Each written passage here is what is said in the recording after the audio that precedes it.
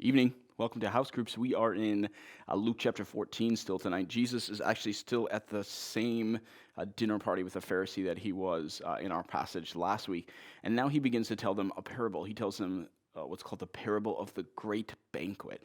So this man invites a whole number of people to his banquet, but when the servant goes out to say, hey, it's time for the banquet, we see a whole bunch of them are making excuses about why now they won't actually come to the banquet. And so the master is upset and he tells his servant, what I want you to do instead is I want you to go into the streets, into the alleys, and I want you to invite the poor, the blind, the lame, tell them that they can come to this banquet. Well, the servant does that, but even after he does that, there's still room. And so the master says, well, go out of the city, go into the country roads. And then he says, and compel them to come in.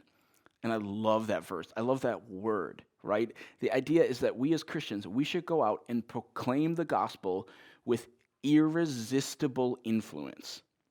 That's what that word means.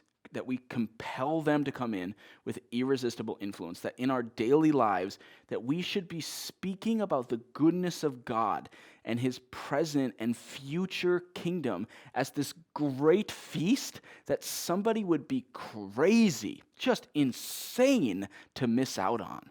See, our message should have that sort of irresistible influence. We need to compel them to come to the feast of the Lamb. I got to tell you, one of the best sermons I have ever read in my life was actually on this verse. No surprise, it's a Charles Spurgeon sermon. I read it about a year ago or so. If you want to read it, you can actually just Google Spurgeon compel them to come in. It should be the first thing that pops up. It is one of his earlier sermons, so it's like 160 years old or so. So it's a little bit of old English. You got to parse through this kind of theology, a lot of theology in the first couple of paragraphs. You can kind of get through the beginning. It is incredible. It will compel you to want to follow Jesus even more closely. So I just pray as you dive into this passage tonight that it just comes alive to you and that the Spirit begins to speak to you and move in your heart. Amen.